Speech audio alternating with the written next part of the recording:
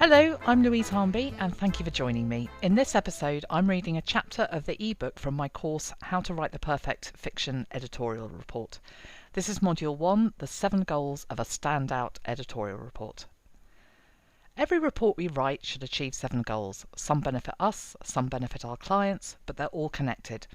Goals that benefit the editor are they save time, they demonstrate editorial excellence, they build trust, and they compel future commissions and recommendations.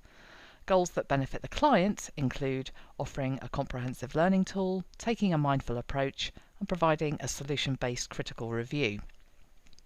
Goal 1. Save time. The first goal is to reduce the time spent on report writing while fulfilling the 3 goals that benefit the client. That means not compromising on one iota of quality. Efficient report writing is therefore essential. Creating detailed editorial reports can eat into an editor's hourly rate. It's easy, even for experienced sentence-level editors, to omit the time for report writing when creating a quote. I've done it myself. We focus on the number of words per hour we can edit, based perhaps on a sample. Or perhaps we've included the report writing component in our calculations, but the author wants to negotiate on price.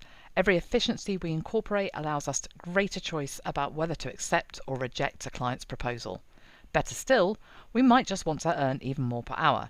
Even though we've previously costed for several hours worth of report writing, knocking the process back to an hour means our business becomes more profitable.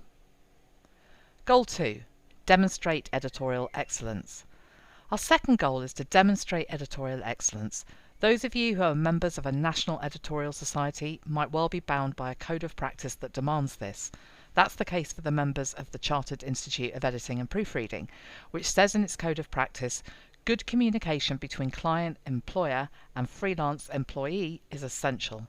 Editorial excellence isn't therefore just about being a 95%er when it comes to typo hunting and grammar correction. It isn't just about offering beautiful stylistic revisions, nor does it end with clarity about the project brief or issues of privacy, confidentiality, and security. It's also about communicating the knowledge and skills we've brought to the editorial project, such that the author understands why we've made or suggested the changes we have. Comprehensive editorial reports are the perfect communication tool for the whys of a project, and we must not skimp on the detail.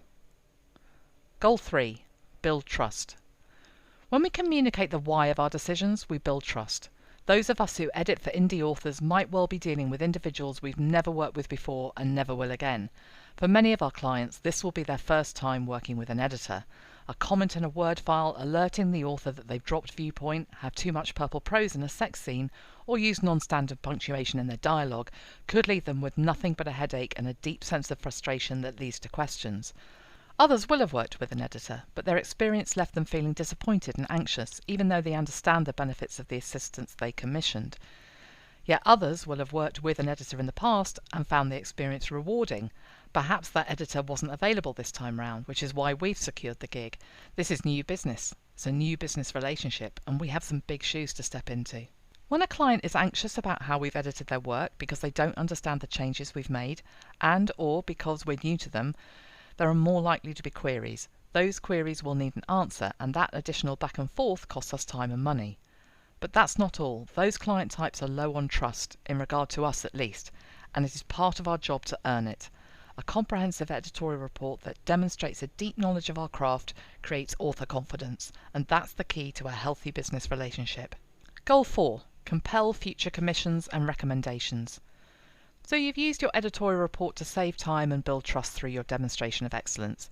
Given that your client has confidence in your ability, they're much more likely to do the following: come back to you for the next project, wait for you if your schedule is full, accept your price. That's 3 wins in the bag.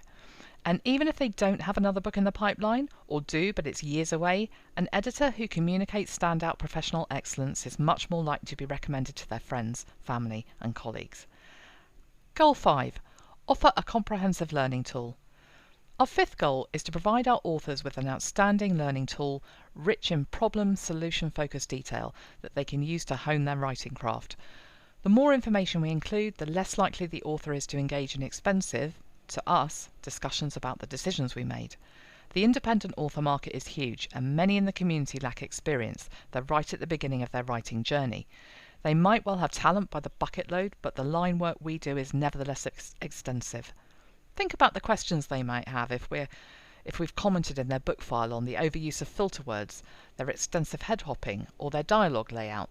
The comment boxes in Word are wonderful, but they're not the place to write essays, not least because the text is tiny. Furthermore, if there have been extensive stylistic and technical changes, the comments margin might well be rammed. An editorial report gives us the chance to offer our guidance in a report that's accessible and clear, and because it's separate from their book file, they can refer to it time and again. Think of the commenting tool as a way to provide nudges to your client about how and why you've edited this project. The editorial report, on the other hand, is a learning resource that helps them develop as writers. Yes, it's focused on the particular book you've just worked on, but the principles can be applied more broadly. A comprehensive learning tool includes strengths too. Authors learn as much from knowing about what they're doing well, and should continue to do, as from knowing about how they can up their game. Goal 6. Take a mindful approach. Our penultimate goal is to show mindfulness. As editors, we can never forget that every one of our author clients has a choice, and they chose us. They also have a passion, their book. I know how long it takes me to craft a short story or a piece of flash fiction. I respect anyone who can write 80,000 words, even if 20,000 of them don't need to be in that novel. It takes commitment to write a story, and not a little courage to place it in the hands of a professional editor, particularly one they haven't worked with previously. That decision comes with risk. When an author chooses to work with us, and indeed pay us, to edit their book, we should see it as a privilege rather than an entitlement.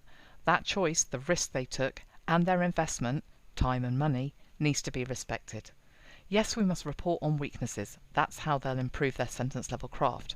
But we must do so gently and respectfully, and complement that analysis with an appreciation of their strengths. Goal 7. Provide a solution-based critical review. Our final goal is to provide a critical review. That means honesty, offered respectfully, of course. Many indie author book files end up in our editing studios without having been evaluated by a developmental editor or a critiquing editor, an experienced beta reader, or even a colleague or friend in a writing group. When mum, gramps, and their bestie are the only people who read the book, the author's likely had little else but gushing encouragement.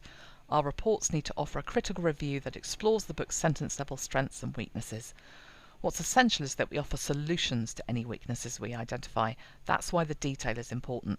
Without it, we risk creating a shopping list of what was good and what wasn't. That kind of analysis won't help the author grow as a writer, but neither will it reflect our editorial excellence. Solutions are what bridge the gap between shopping list and learning tool. It's one thing to be told that there are problems with dialogue punctuation, it's another to be shown how to fix it.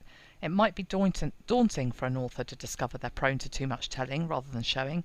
It will be a process of discovery and empowerment to be taught how to avoid the problem in future books, all the while knowing you've attended to it in this one.